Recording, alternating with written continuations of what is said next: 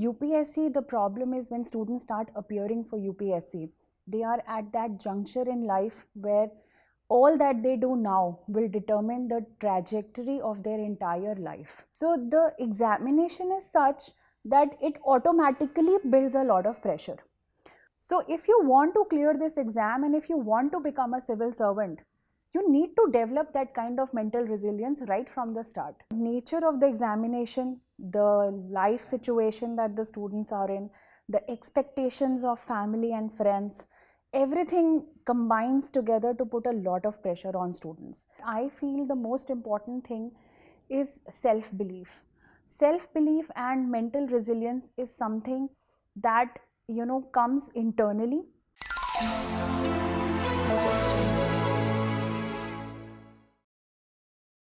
Hello students, welcome to VISION IAS conversation series with our esteemed faculties. So today's theme of discussion is student wellness and stress management.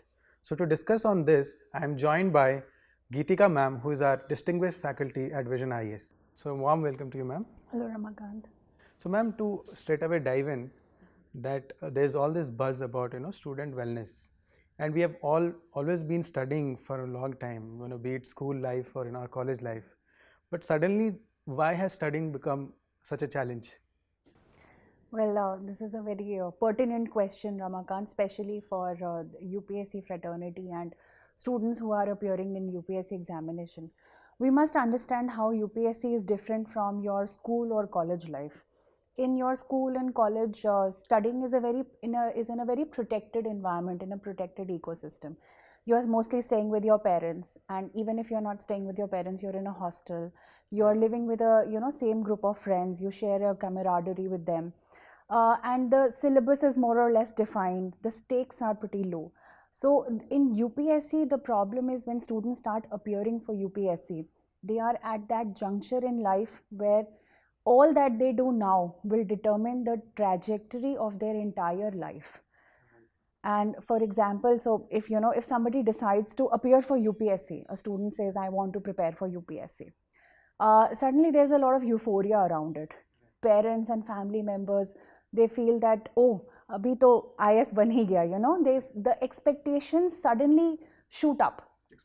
Parents feel that, my child now will definitely crack the examination and become a big like a big shot or a IAS officer or something like that. So the exponentially that raise in expectation puts a lot of pressure on the students.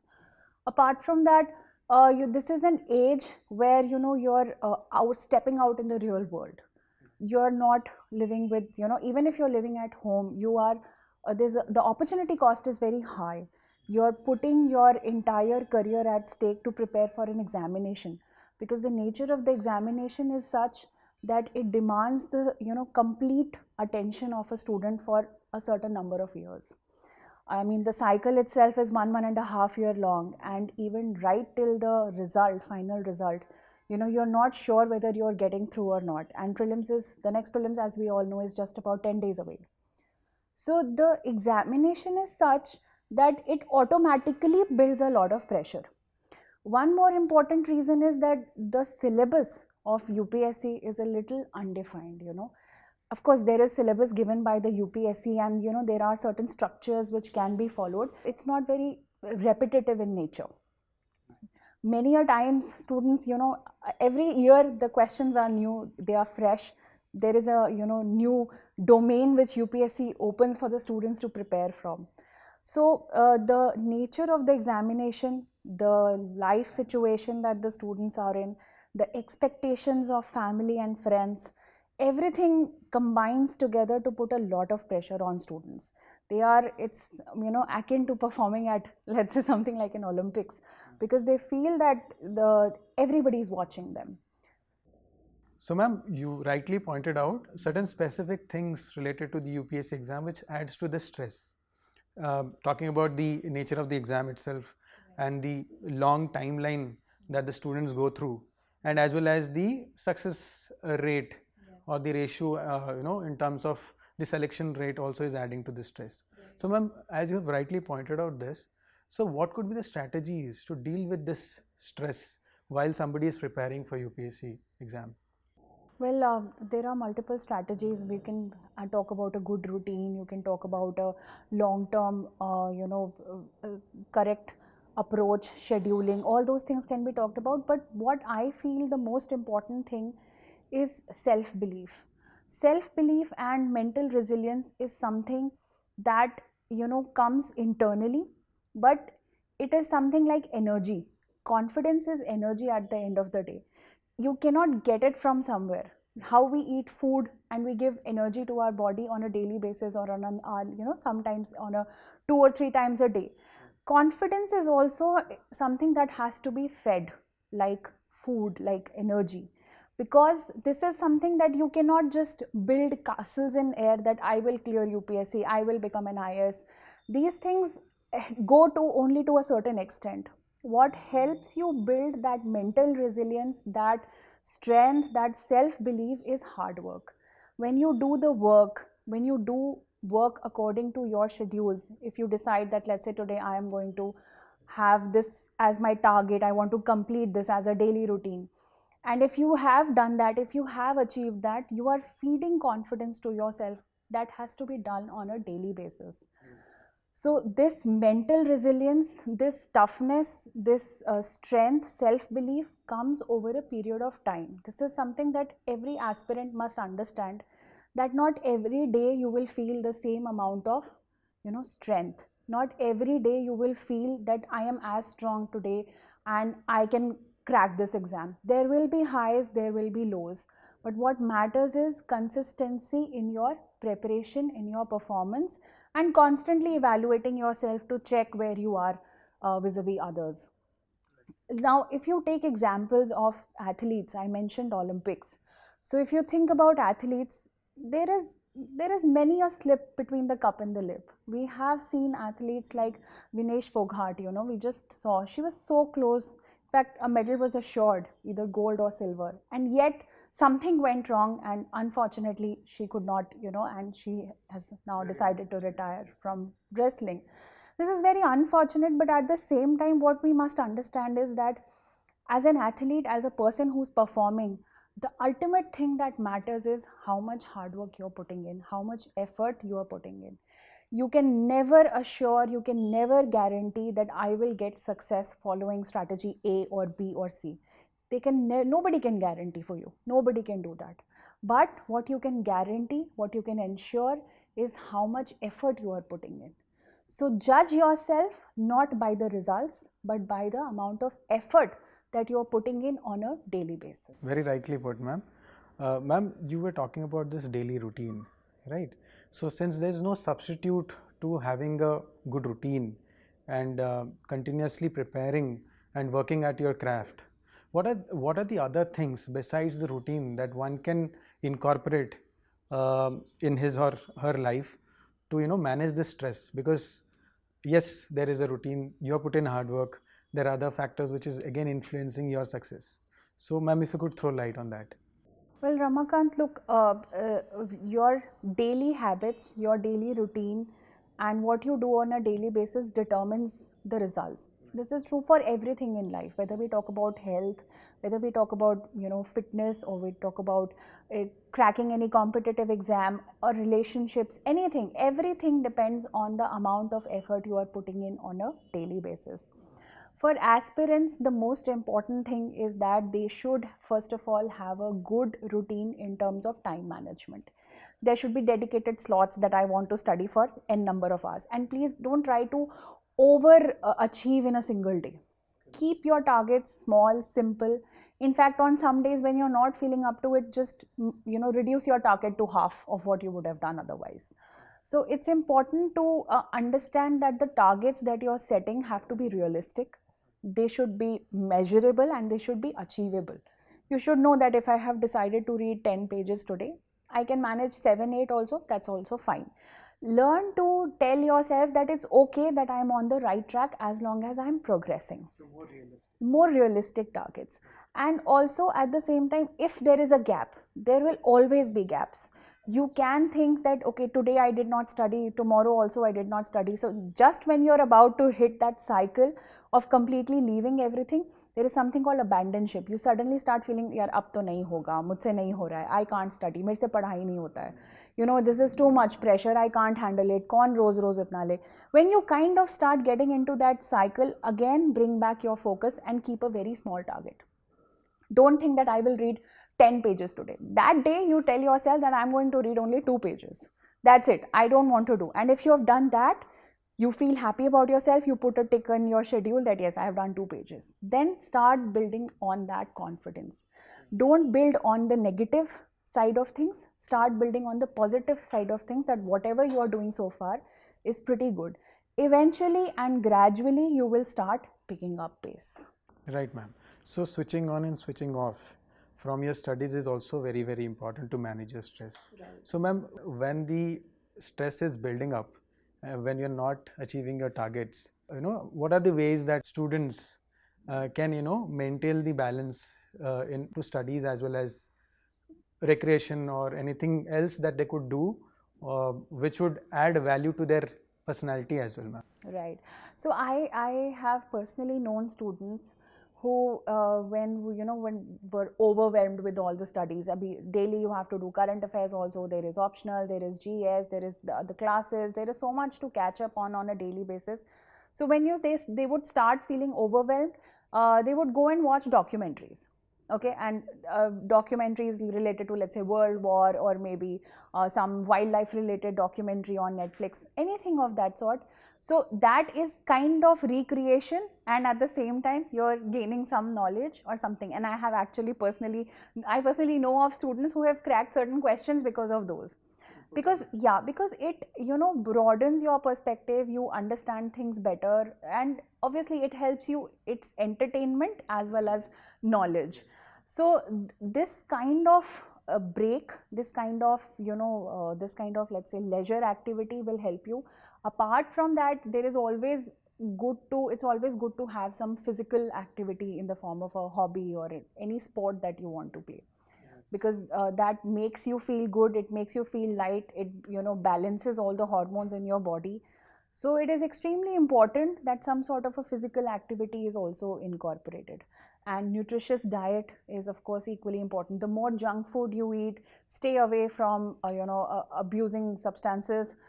It's very, very important in this age, because we tend to slip and fall into this trap where we feel ki chal, never mind, let's do it today, tomorrow we'll start afresh.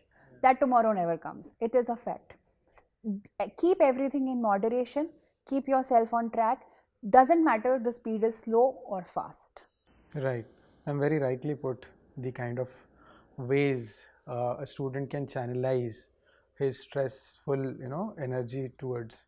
So ma'am, in the beginning of your conversation, you talked about putting all the stakes into an exam, which builds enormous pressure on the students. Correct. So in such a situation, how important is that we should have a plan B, or kind of have a broader outlook of life than just stick to one particular exam? If you could throw light This on is that. of paramount importance in this examination, to have a broader view of life. You know, I really like this term, because we must understand that this exam is not just about cracking the exam and then it's over. The real deal starts after that. Once you become a civil servant, life is not easy after that. It's not all roses, you know, it's not a bed of roses. You really have to struggle to keep things going in an administrative environment. Working in a government setup, you could be posted in, you know, some real remote locations where you will not have access to family and friends, other than of course phones. And you will be living in you could be living in hostile environments. You could be dealing with a lot of people at the same time, handling a lot of manpower. You could be, there could be political pressure, there could be pressures of all sorts that you will face once you clear this exam. So if you want to clear this exam, and if you want to become a civil servant, you need to develop that kind of mental resilience right from the start, because clearing this exam is just the starting point. After that is the person you become. That person demands you to be strong, demands you to be decisive, action oriented, and for that you have to start training yourself now. So the real test starts after you clear the exam. Absolutely. The real deal is after the examination, after you have cracked the examination, whether you become an IAS, IPS, or any services for that matter. It requires you to, bring all your mental strength, your emotional stability in the services, and then only you can, think of doing betterment for the country. If your own emotions are not in check, how can you provide for the country? Right, ma'am. Ma'am, what about the plan B? Should students look for other options beyond this exam while they're preparing, or how, to what extent? Is there a strategy to it that if you could provide? No, certainly. It's not just for this exam, it's for anything in life. If you are trying to achieve something, you should always have a plan B. What plan B does, it's not a distraction. Plan B helps you to become a little stress free. You know there is something to fall back on. You're not putting all your eggs in one basket. So plan B for UPSC aspirants can be state civil services, it can be, let's say, RBI grade B, it can be bank probationary officers, it can be state PSUs or PSUs jobs in general. For non-government sector, they can be development sector, that is pretty rich, it has a lot of options where you can work for the people. The nature of the job is similar. You can get into law, you can get into judiciary. There are so many other journalism, there are so many other career options that are still open for you. So it's not the end of the world. And to be successful at anything in life, you always need hard work and consistency. If you are developing the skills of hard work and consistency, those skills will, work for you in some other field also. And eventually you will succeed. And eventually you will succeed in life. Right. So ma'am, coming to a very specific, now that we have covered so much about, the stress and the overwhelming nature of this exam and how to deal with it and what options do we have. So ma'am, at Vision IAS, if you could shed light on the various initiatives that Vision IAS has taken in terms of student wellness. So Vision IAS has always been an institute which puts students at the center of everything. Our main focus is always catering to what our students demand. And for this reason, the faculty members at Vision IAS have always been very cordial. They have always been there for the students. Any demand that is put up by the students is always met. It's always taken care of. The feedback is heard. So it's a very student-centric organization. From April 2024, this year itself, we have started a wellness center for students, which has acclaimed, accredited psychologists who can help students overcome any sort of challenges, emotional or anything that they are experiencing, and they can talk their feelings out. They can discuss their problems, whether it is related to their academics or whether it is related to their any personal problems, anything. So Vision IAS, that center, wellness center, is there for students. We are there to hear them out, and this is an initiative which is not just for the students of Vision IAS, but the entire UPSC fraternity. For students of all institutes, they are welcome. You can drop in a mail at student.wellness@visionis.in, and we can fix an appointment with you with our accredited therapists, and you can talk to them. You can share your feelings, whatever challenges that you are going through. The proper counseling and psychological support is being provided to students. Ma'am, that's a wonderful initiative by Vision IAS.